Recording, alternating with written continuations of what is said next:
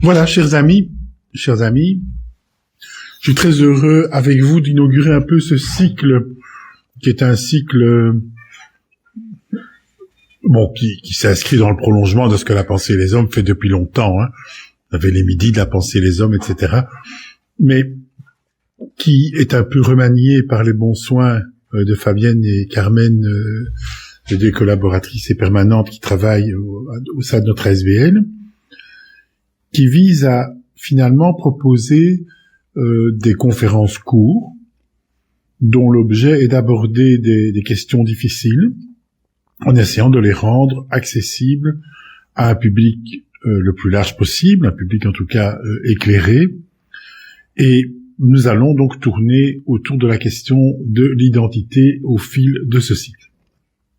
Alors aujourd'hui, quelques propos d'introduction, je ferai un exposé relativement bref, mais parler d'identité, c'est parler d'un des sujets le plus difficile qui soit. Pourquoi ? Parce que le mot identité revêt une multitude d'acceptions. Dont la première est finalement l'acception philosophique. Alors ceux d'entre vous qui ont quelques souvenirs de lecture philosophique se souviendront que dans le système de pensée de Platon, et puis par après dans beaucoup de systèmes philosophiques, on considère qu'une idée, c'est ce qui est identique à soi-même. Donc, par exemple, si je dis l'idée de beauté, eh bien, la beauté serait identique à elle-même, tandis que les manifestations de la beauté sont multiples. Les manifestations de la beauté peuvent être, évidemment, comme on le sait, éminemment subjectives, mais elles renvoient à une idée de beauté qui nous permet de communiquer les uns avec les autres sans trop de difficultés. Ainsi, si je vous dis maintenant, le jardin du Centre d'études des religions à cette saison est particulièrement beau, tout le monde me comprend et je n'ai pas besoin de commencer à faire des longs développements sur les conceptions de le nôtre sur les jardins de Versailles ou sur les considérations de telle ou telle marquise anglaise sur le jardin à l'anglaise. Vous m'avez compris. J'ai mobilisé un concept qui demeure identique à lui-même et qui me permet de communiquer, mais à peine ai-je dit le jardin est beau, qu'une multitude d'images de jardin vous viennent à l'esprit. Pour un, ce sera le jardin de son enfance, pour l'autre, ce sera un jardin qu'il a visité au gré de ses voyages, ou encore un beau livre qu'il possède sur les jardins, etc., etc. Donc, le mot identité est un mot qui est très chargé philosophiquement et qui très tôt s'est donc inscrit dans la logique aussi du langage comme moyen de communication. Puisque c'est quand même la vertu principale du langage, et qui nous permet de faire l'économie d'une multitude de développements ou de considérations personnelles pour communiquer de façon très efficace. Donc ça, c'est vraiment important de mesurer l'importance de la question de l'identité dans le vocabulaire de Platon, mais alors par Platon dont on sait l'importance dans l'histoire de la philosophie au travers d'une multiplicité de pensées philosophiques qu'évidemment je ne vais pas aborder ici, c'est pas mon objet. Le deuxième point lié à l'identité, c'est la question de l'identité du sujet. C'est-à-dire vous et moi. Aujourd'hui, on entend beaucoup en France les gens qui disent c'est pas le sujet. Enfin, le sujet, généralement, c'est une personne. Hein. Le sujet d'un roi. Éventuellement, on peut être le sujet d'une proposition, quand on est un mot, mais la plupart du temps, le sujet, c'est quelque chose qu'on est capable de circonscrire et pas quelque chose de flou. Alors, l'identité en tant que moyen de typer, d'identifier un sujet donné. Et le plus bel exemple qui vous vient à l'esprit, c'est évidemment votre carte d'identité.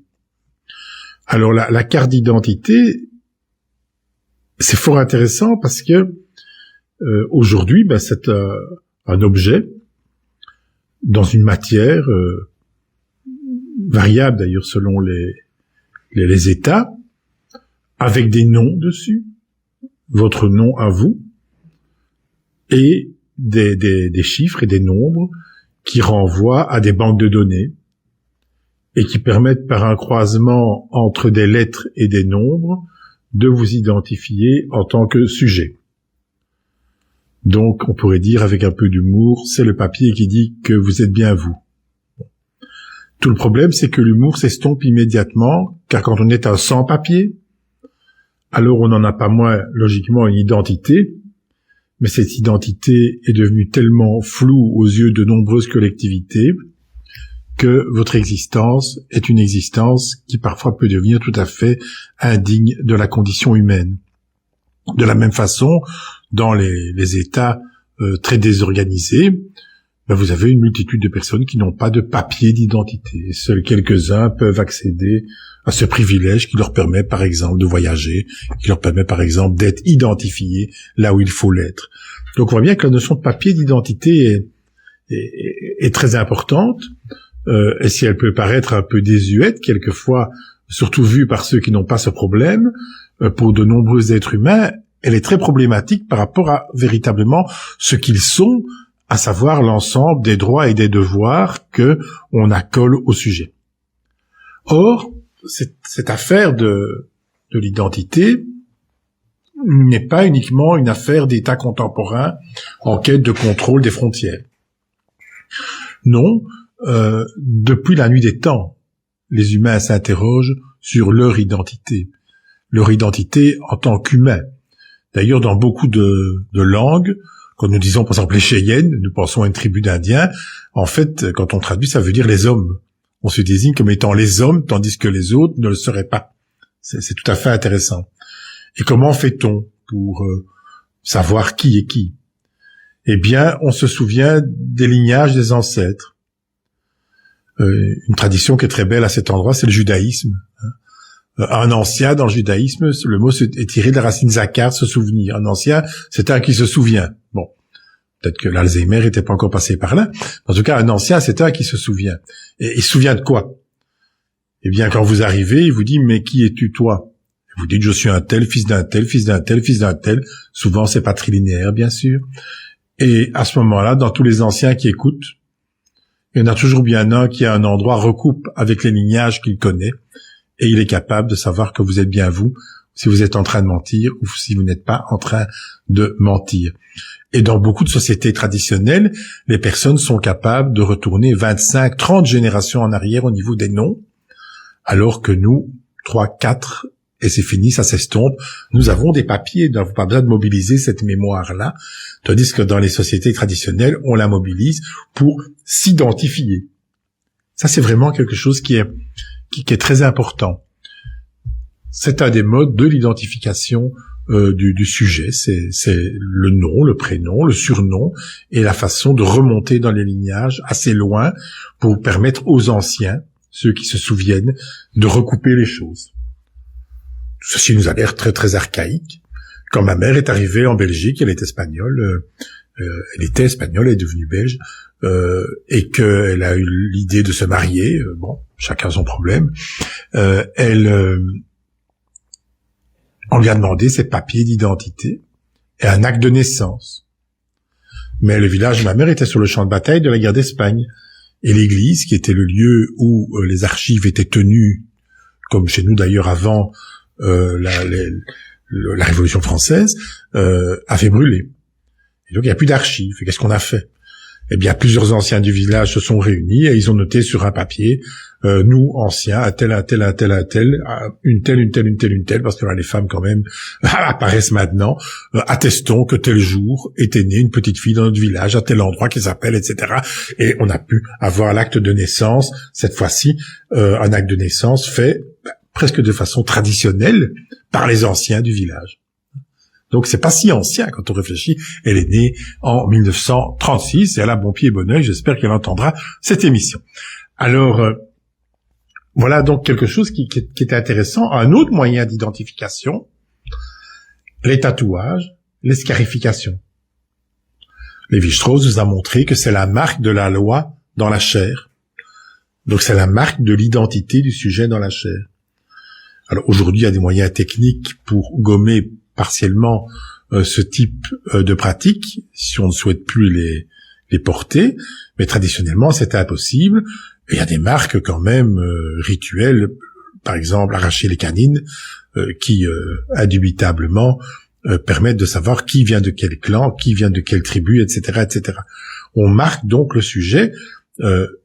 Il a une identité d'entrée de jeu, et le prolongement, ce que je viens de dire maintenant, mais vous voyez un prolongement très contemporain, jusqu'où est-ce que la société peut marquer le sujet, dire son identité, dire son âge, son sexe, son origine, et jusqu'où le sujet peut-il se réapproprier son identité après coup, par exemple, sur la question du genre aujourd'hui, que l'on essaie de distinguer du sexe, etc. Il y a toute une série de débats qui seront certainement abordés où je suis moins compétent, mais qui sont typiquement liés à l'identité du sujet et éventuellement la capacité du sujet aujourd'hui dans certaines régions du monde de changer partiellement cette identité.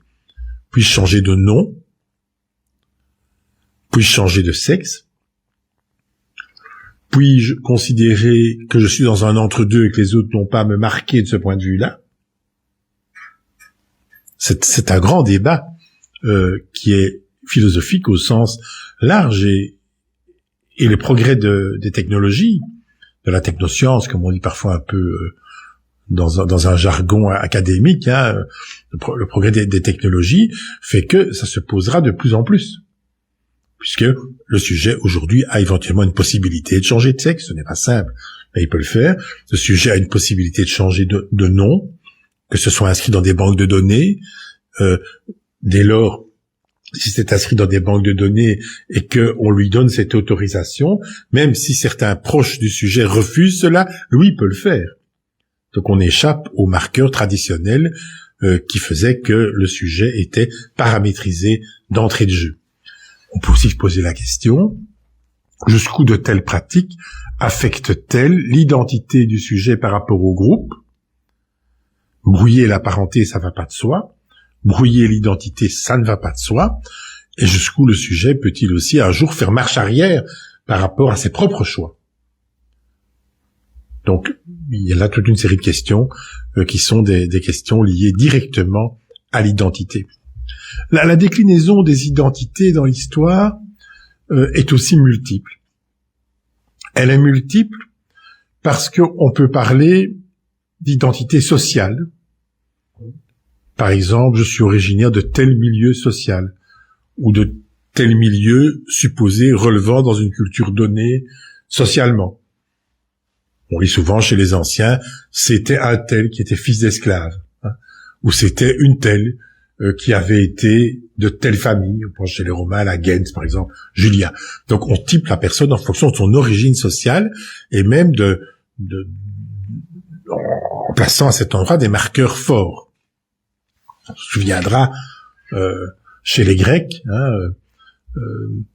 mon ami Jean Leclerc a fait une très belle émission de la pensée et les hommes en abordant cette thématique, la façon dont on décline l'identité de la personne, le démos, c'est-à-dire le mot qui donne démocratie, le peuple, mais celui qui a les droits afférents à un peuple donné, à un endroit donné, et auquel on donne des droits politiques. L'ethnos, qui est plus profondément lié au sang. Le laos, qui est lié à une tranche indistincte de la population, hommes, femmes, enfants, esclaves, métèques, enfin une tranche de la population à un endroit donné, qui donnera en français le mot laïque. Le kléros, donc celui qui a quelque chose à voir avec un certain ordre, qui est un ordre qu'aujourd'hui on appellera peut-être plus volontiers clérical, enfin bon, donc qui a un certain type de privilèges par rapport à une origine sociale et par rapport à certains types de pratiques qu'on autorise à faire et pas les autres.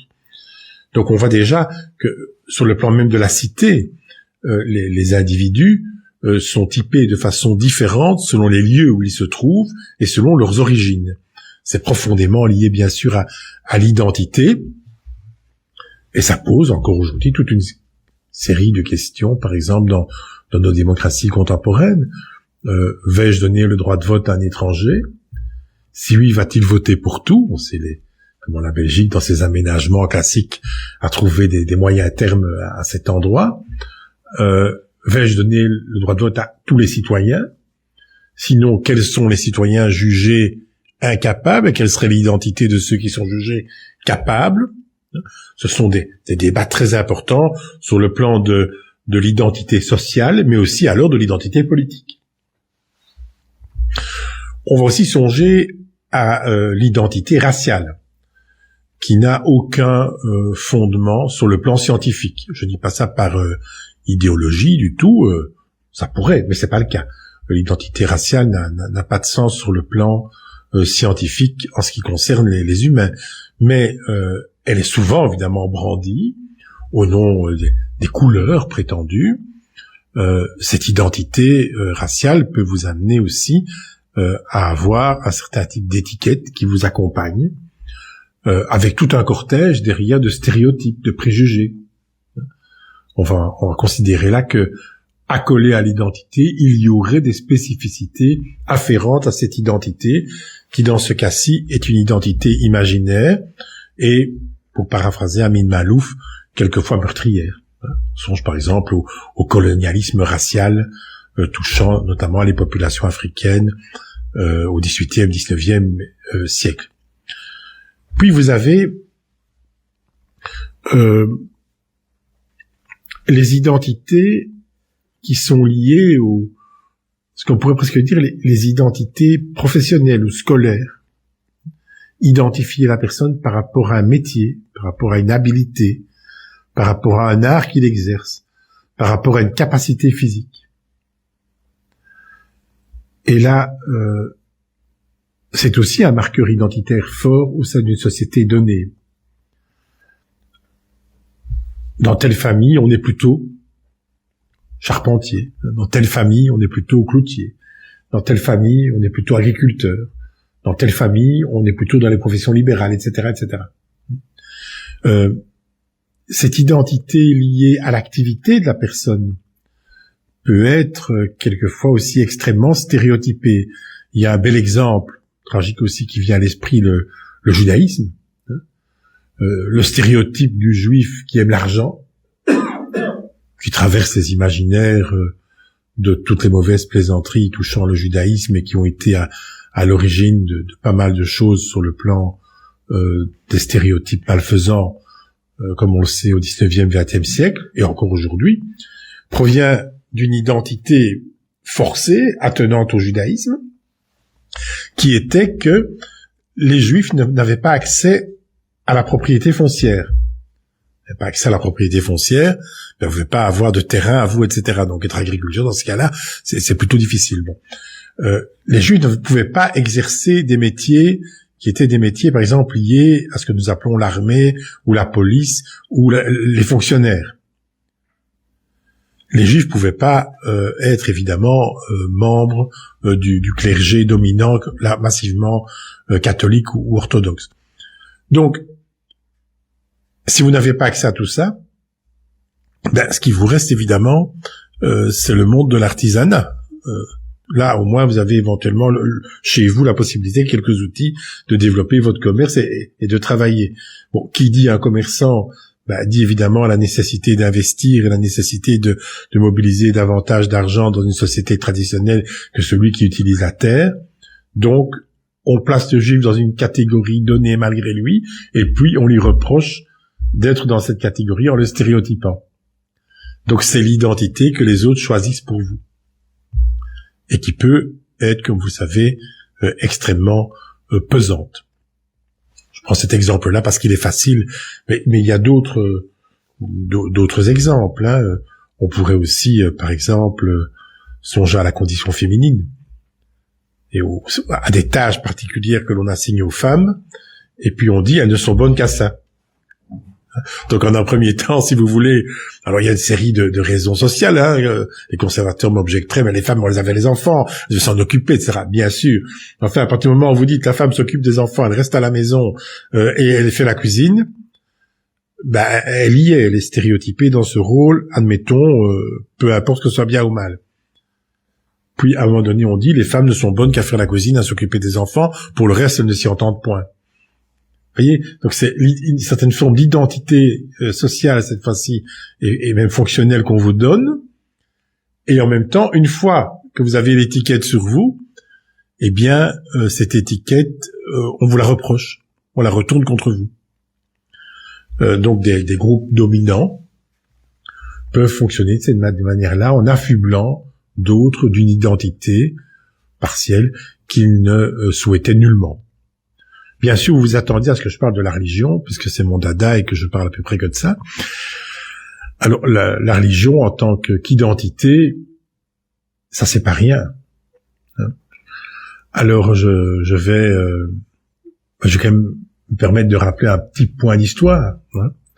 1492, bon, vous en souvenez, c'est la date la plus importante peut-être dans l'histoire de l'Europe. Hein. Un événement en janvier, le sultan Boabdil, qui est encore bien présent et bien ancré dans cette région du monde Al-Andalus, donc le sud de l'Espagne, capitule devant les rois très catholiques. Ce sont les capitulations de Grenade. Et dans les termes des capitulations, il parvient à faire passer que les musulmans pourront toujours, en terre d'Espagne, bénéficier d'une certaine liberté de culte.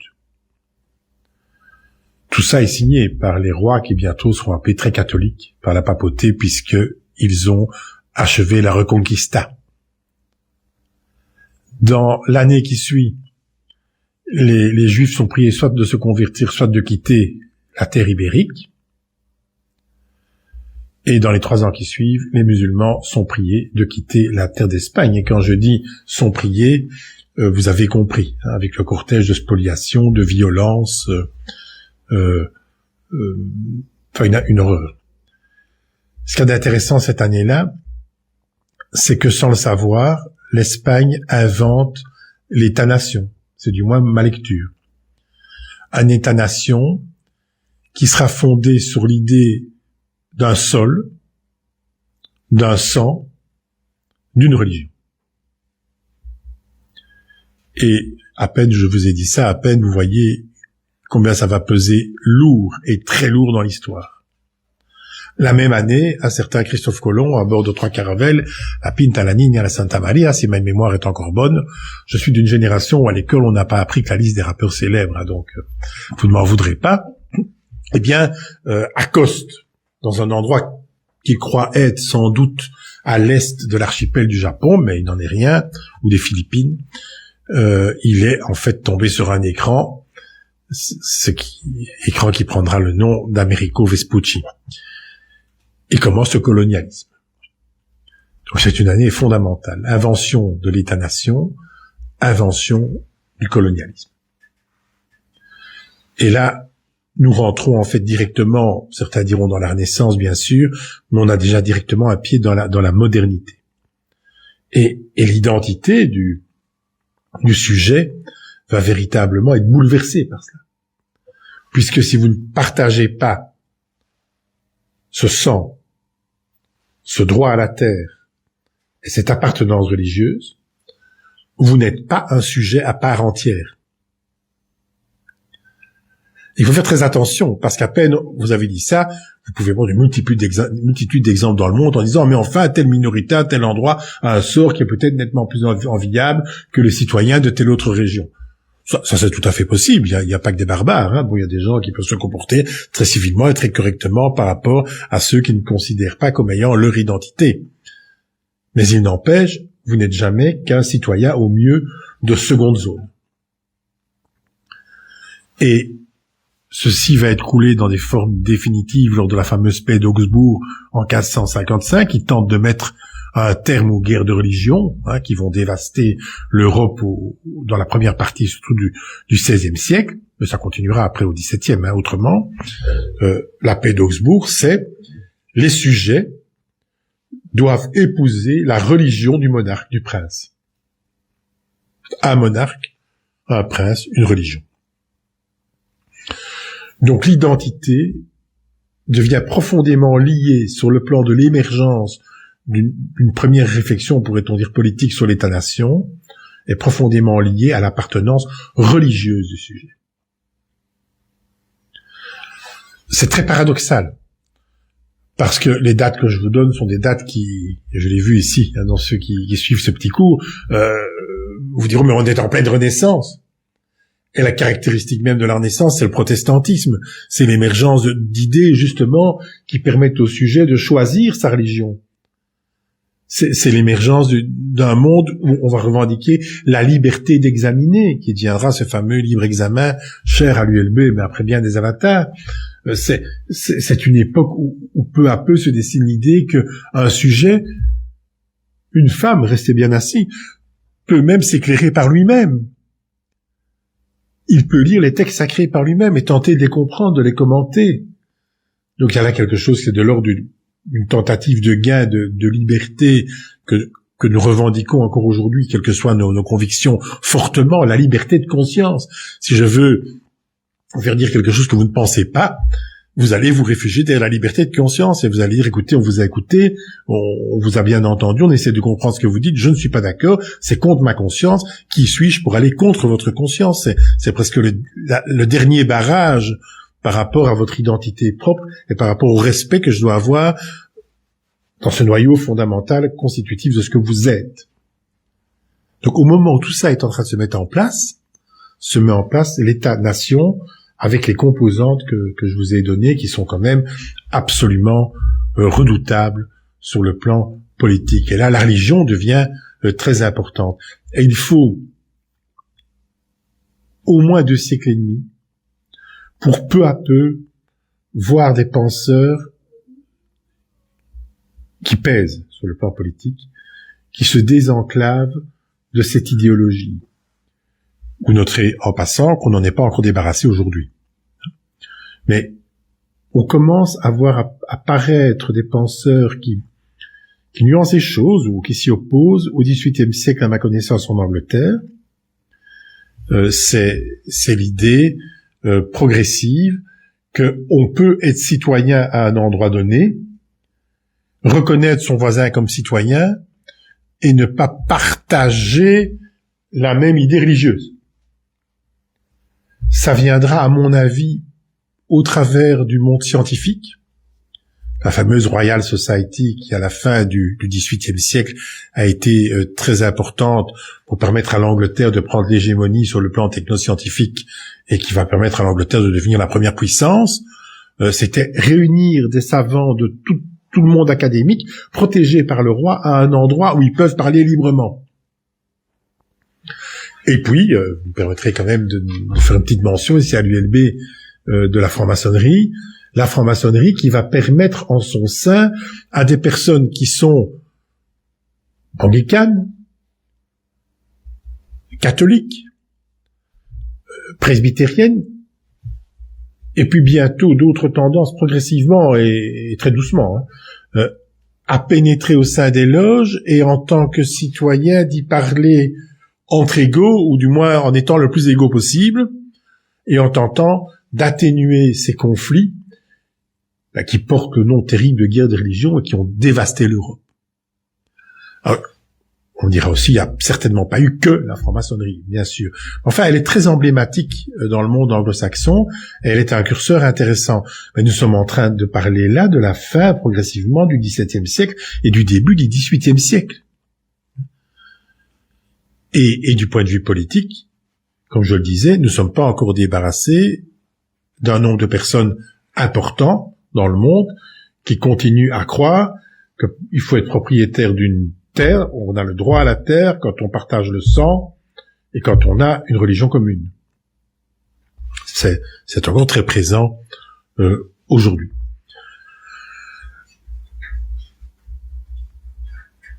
Par rapport aux identités, cette quête identitaire, cette quête des privilèges identitaires, cette quête d'une identité où je me décale par rapport à l'autre, souvent pour être supérieur à lui,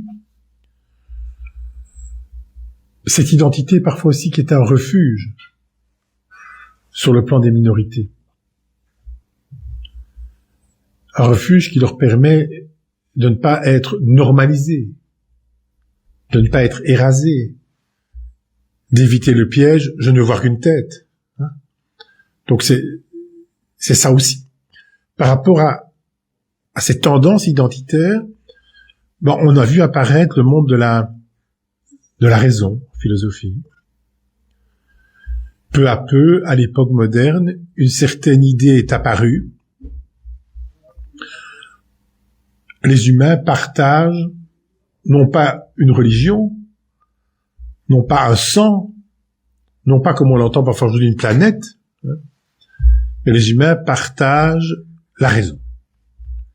Et en filigrane, derrière cette affirmation, il y a l'idée, et les humains vont pouvoir communiquer par la raison, et les humains vont pouvoir trouver des solutions ensemble par rapport à la multiplicité des problèmes et des maux qui les frappent au travers de la raison.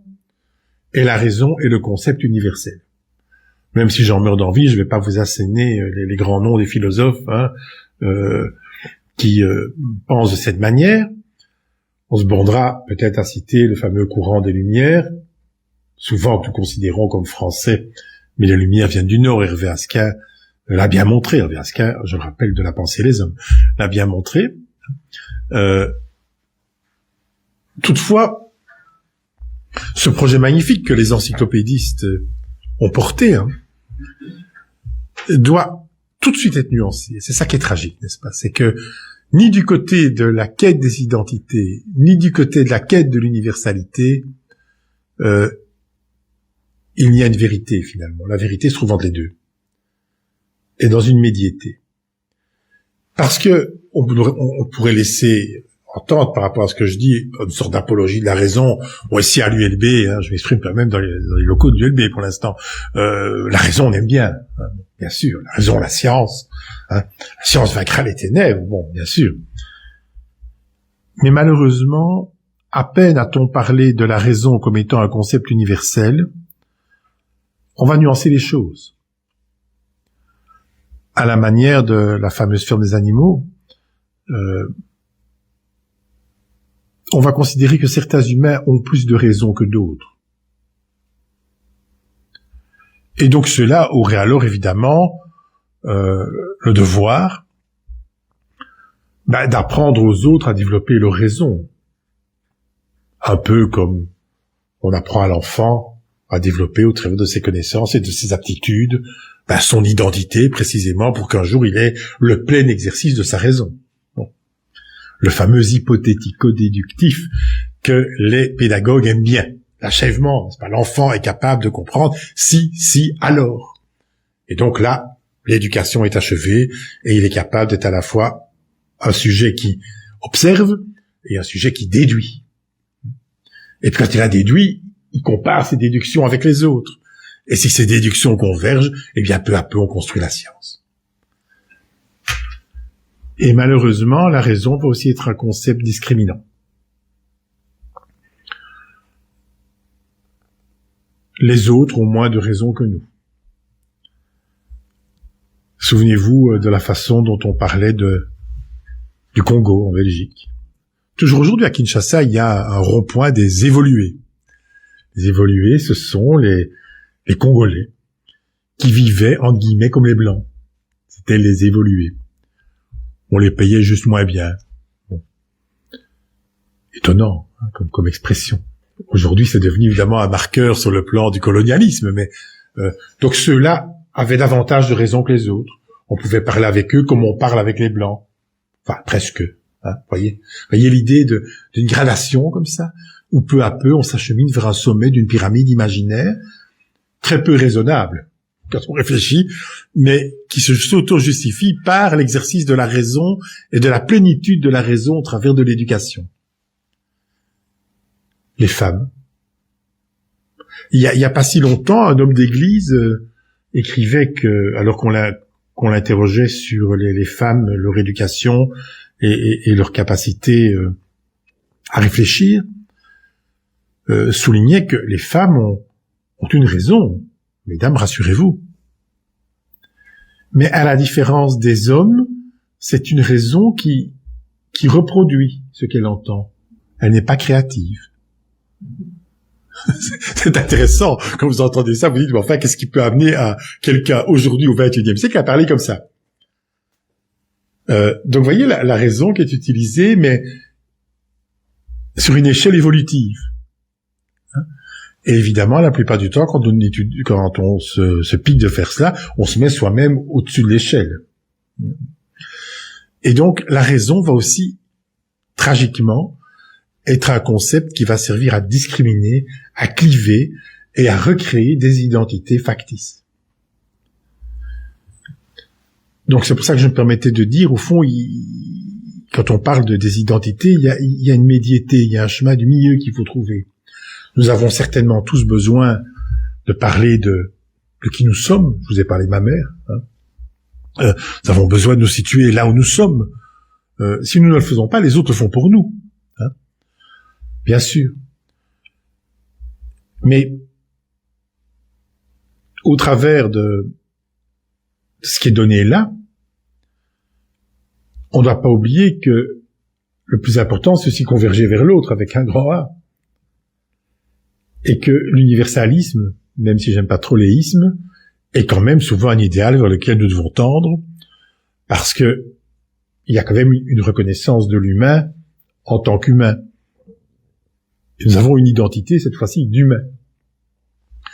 Et je voudrais dire simplement, au terme de ce petit exposé, que ce que je viens de dire là, ça aurait été très probant il y a encore 30 ans d'ici, mais aujourd'hui, notre identité d'humain, progressivement, avec nos réflexions sur l'écologie, etc., j'entends ici l'écologie au sens scientifique, pas au sens politique, devient plus complexe. Pas compliqué, complexe. Un humain, c'est aussi un être qui est en interdépendance avec le milieu au sein duquel il évolue.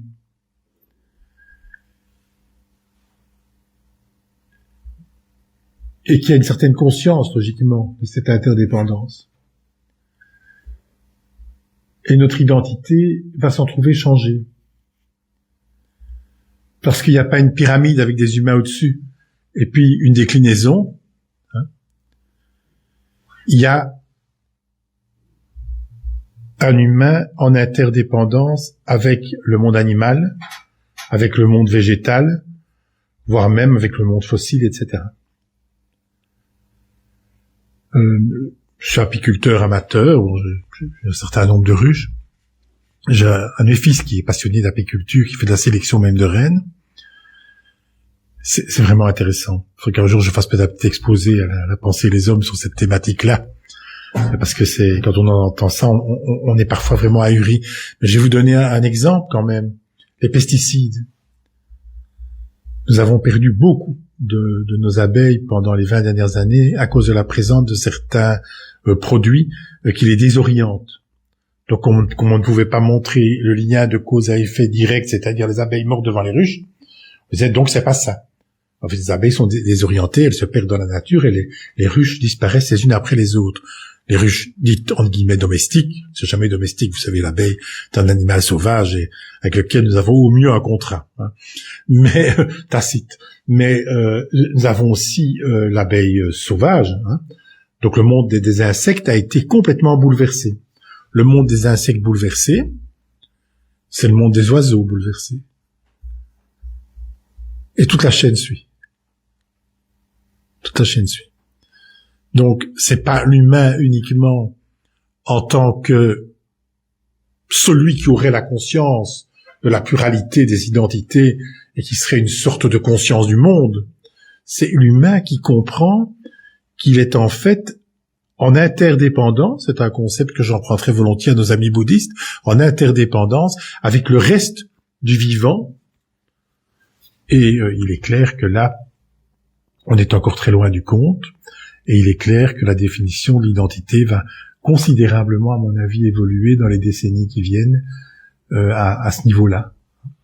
Alors je pourrais amener d'autres éléments sur la définition du sujet aujourd'hui, mais faut pas trop en faire. Il en faut pour les autres conférences, et puis il y a des spécialistes qui vont venir parler de choses beaucoup plus pointues. Mais voilà un peu cette petite introduction que je voulais faire devant vous sur la pluralité des identités du sujet, et au fond une sorte de plaidoyer pour que l'éducation aujourd'hui permette à chacun d'entre nous de découvrir ses identités au pluriel et l'interdépendance de ces identités avec celle de l'autre et avec celle du vivant. Ça, c'est vraiment là-dessus que je voudrais conclure aujourd'hui. Je crois que c'est quelque chose qui est très important et qui sera un des grands défis certainement de la pensée citoyenne dans les décennies qui viennent. Vous voyez, c'est des choses qui peuvent sembler très compliquées. Elles sont pas compliquées, elles sont complexes. Et ça a une incidence politique diverse et directe. De plus en plus, le citoyen devrait être capable de comprendre ce nœud de complexité. S'il ne comprend pas ce nœud de complexité, il ne pourra pas faire les choix politiques, je pense, dans nos démocraties, par exemple. C'est direct, ça. C'est très concret. Et qu'est-ce que nous observons? C'est qu'à la suite des défaillances de l'éducation, notamment, et beaucoup d'autres choses, dans beaucoup de régions de par le monde, parfois chez nous aussi, le citoyen ne sait pas faire des choix. Il comprend pas cette complexité. Et qu'est-ce qu'il fait alors? Spontanément, il va vers les personnes qui ont des réponses directes. Une seule, univoque. Il n'y a pas, ce qui est compliqué ne l'est pas. La réponse est unaire et on va appliquer ça et on voit directement dans quelle poche vont les profits à ce moment-là, c'est-à-dire la poche des démagogues. Notre travail, je crois que c'est celui de la pensée des hommes, c'est celui de beaucoup d'autres associations en Belgique, c'est le travail de l'éducation permanente de façon directe, c'est d'essayer de mettre cette complexité à la disposition du plus grand nombre et permettre à chacun, au travers de ces diverses composantes, de penser par lui-même, de s'éclairer par lui-même et de faire ses choix par lui-même.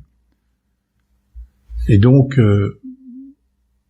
c'est ainsi que j'entends la notion de philosophie, c'est pas la technicité des spécialistes dont je fais partie, mais ça peu importe. Non, c'est cette ouverture-là. Cette ouverture d'une philosophie citoyenne qui permet de comprendre que ce que l'on nous dit être compliqué n'est pas compliqué et complexe, et que le complexe, ça se pense, ça se maîtrise, et que l'humain est parfaitement capable de le faire.